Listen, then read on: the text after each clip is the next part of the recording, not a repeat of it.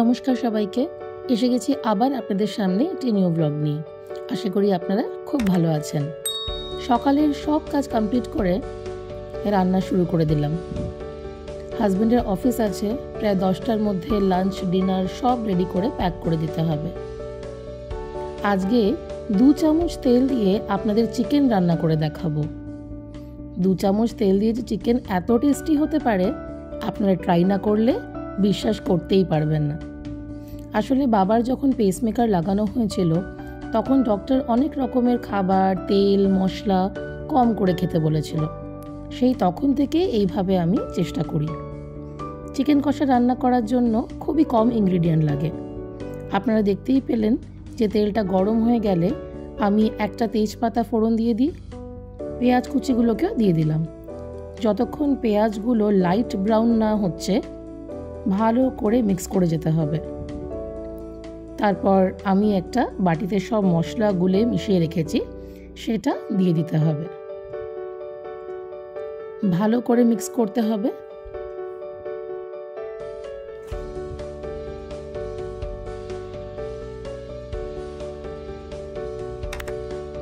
তারপর আদা রসুনের পেস্ট দিয়ে দেবো। দেওয়ার পরেও আবার ভালো করে মিক্স করে দিতে হবে, মানে যতক্ষণ মশলাটা ভালো করে কষে যাচ্ছে না। মশলাটা ভালো করে কষানোটা কিন্তু একটা মেজর ফ্যাক্টর। তারপর আমরা চিকেনগুলোকে অ্যাড করে দেব। এই চিকেনটা বিগ বাস্কেট থেকে অর্ডার করা হয়েছে। আমরা বিগ বাস্কেট থেকে অর্ডার করি কারণ প্রাইসটা অনেকটাই কম মার্কেট প্রাইস থেকে। তাছাড়া চিকেনটা এত পরিষ্কার থাকে যে ওটাকে একবার ধুলেই কিন্তু সাফিসিয়েন্ট। আপনারাও ট্রাই করে দেখতে পারেন।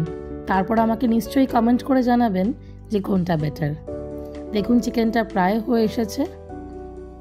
খুব একটা বেশি জল রাখবো না, কষানোর জন্য একটু জল লাগবে, যতটা সম্ভব জলটা টানিয়ে ফেলবো। পাশেই আমি পনির রোলের জন্য প্রিপারেশন করে নিচ্ছি, অ্যাজ এটা আমি হাজব্যান্ডকে ডিনারের জন্য প্যাক করে দেব। অফিস আওয়ার্স অনেকটাই বেশি, তাই লাঞ্চ অ্যান্ড ডিনার দুটোই প্যাক করে দিতে হয়। মাঝে মাঝে অফিস থেকেও খেয়ে নেয়।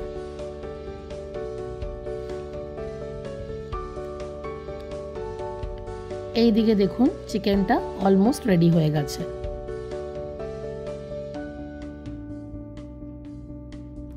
লাঞ্চও প্যাকড। চিকেন আর রাইসটা দেখুন কি সুস্বাদু লাগছে দেখতে। আপনারাও নিশ্চয়ই ট্রাই করবেন। তারপর আমি হাজব্যান্ডকে বাই বাই বলে পুরো বাড়ি গুছিয়ে ফেলাম।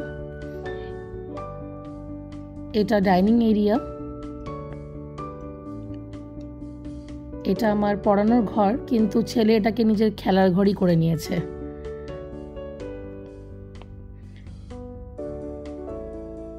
এখানে মন্দিরটা রেখেছি আমি সোফার সাথে, সোফার পাশে। দেখুন ছুটির দিন আর শুধু টিভি দেখা হচ্ছে, শুধু খেলা হচ্ছে। বুকস এখনো আনা হয়নি, তাই জন্য খুব মজা, পড়তে হচ্ছে না।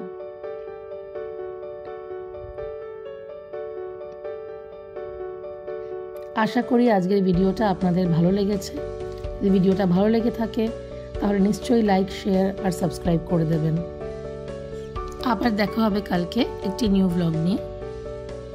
Thank you for watching.